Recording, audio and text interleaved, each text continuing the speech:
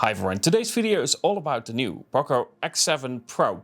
Let's find out what this can do when it comes to the camera itself. But before that, let's have a quick look at specifications for it. We get the Dimensity 8400 Ultra, 8 up to 12 GB of RAM and 256 GB up to 512 GB of UFS 4.0 storage. A 6.67 inch AMOLED display with a refresh rate up to 120Hz and a peak brightness of 3200 nits. For the battery, we have a large 6000 mAh battery and it can support up to 90 watt charging. For me, the charger is included, but there are some European rules, so I'm not sure if it will be included for those who buy it in Europe. For the colors, we get green, yellow or this black that I would not naturally advise because of the smudges being really easily visible, though there is a case included. It also has an IP68 rating. Now for the part that we care about, the camera hardware. We get two of them, so no useless 2 megapixel inside.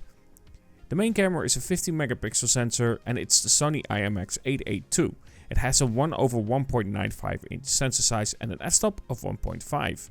And then we have an 8 megapixel ultra wide. There's no information on the sensor that is used and what the size of it is. However, this is probably the sensor that we have seen for a long time and it has an aperture of 2.2. For video recording with the main sensor, the max is 4K and 60 frames per second. With ultra wide, however, it's 1080p and 60 frames per second. And when it comes to the front-facing camera, it's a 20 megapixel sensor and the max video recording is 1080p and 30 frames per second. With that out of the way, let's talk about results. 4K, 60 frames per second. Of course, only with the main sensor, not with the ultra wide, which is limited to 1080p.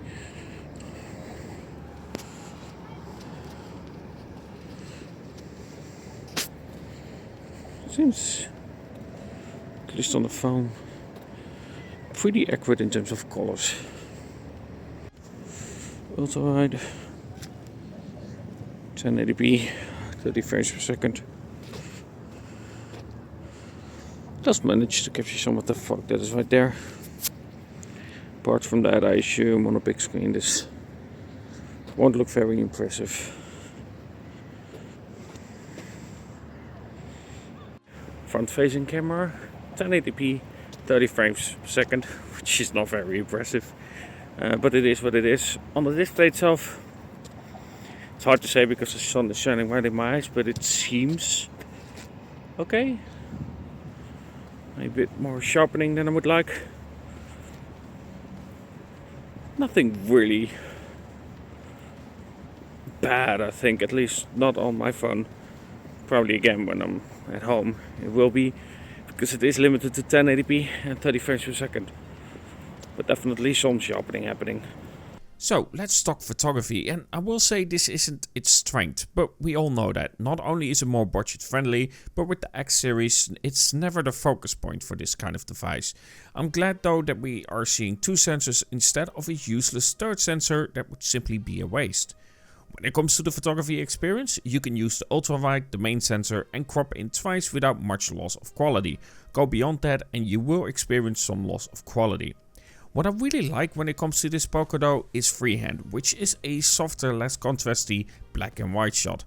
And I've taken some excellent shots with it. You might be wondering why I'm shooting in black and white when it comes to this phone. Simply put, its imperfections become its perfections when using black and white. Because imagine a perfect black and white, smooth and everything like that, it just moves a little bit of character. And this isn't perfect when it comes to the camera, but in black and white, that helps. Now I'm not gonna leave you hanging with just black and white shots, even though I went a bit overboard because I really like the results. Let's talk about the performance of the camera in these kind of settings where the sun is creating a beautiful contrast on the buildings because of the shadow. Now I will say that is also where it lacks a little bit. I feel like the contrast isn't as nice and shadows aren't as deep black as they should be. But that's not all. I will say, especially during these settings where the sun is really nicely reflecting on buildings, I feel like colors are a bit off. I don't necessarily like the way that looks, but again in black and white it actually looks really good because of it. it's a bit of an odd one. So, what do I mean with colors? Well, simply put, it's not only the saturation being up there at a higher level, it's also not very color accurate. Don't get me wrong, in some shots that can help, but it feels like a very different situation. Like for instance, that blue sky just isn't blue like that. And I think the main thing that really pushes the image a little bit off is the white balance. I feel like when it comes to, for instance, these building shots, it's a little bit too yellowish, where it isn't like that in reality. And it just makes the whole image look a little bit off in comparison to what it was in reality. And it can create a bit of a color effect around the edges of buildings as well, where the blue is a different color. And naturally, as stated, I would have liked to see just a bit more contrast to the shot and a more color accurate depiction of what we are actually seeing.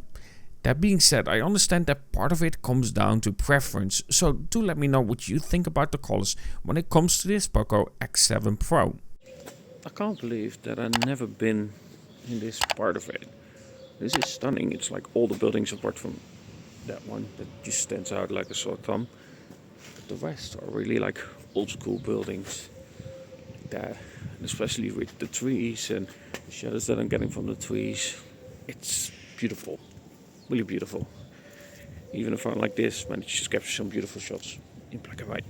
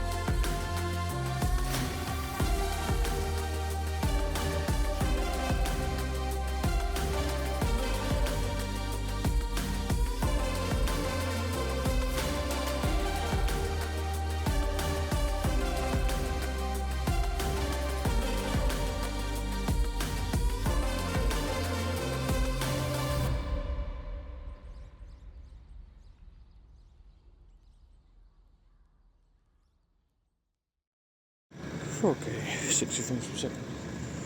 Kost dit 2 dimensions.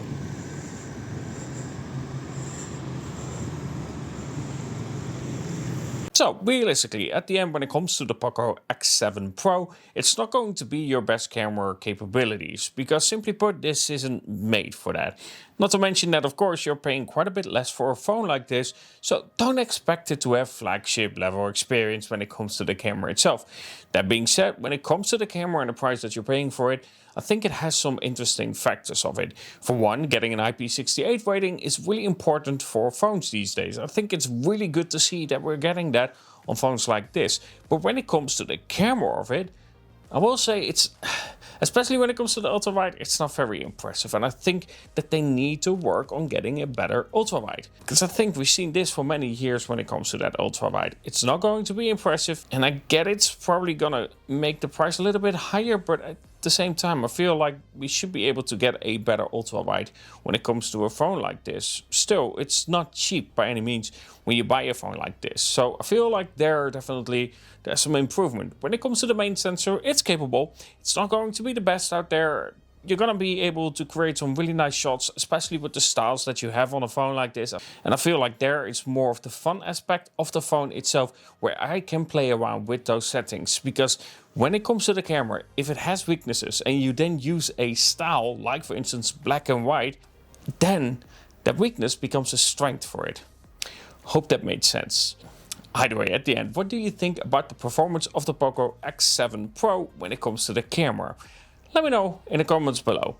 Either way, before we end this video, I really want to thank my members. I really appreciate the support. And if you want to become a member and me not hitting my microphone, then of course don't forget to click join below and you can become a member for any price. If I do comparisons, for instance, and I have raw files that I want to showcase, then for those members you can download them as well. Either way, I do hope that you enjoyed this video about the Poco X7 Pro, and if you have any questions, especially when it comes to the camera, let me know.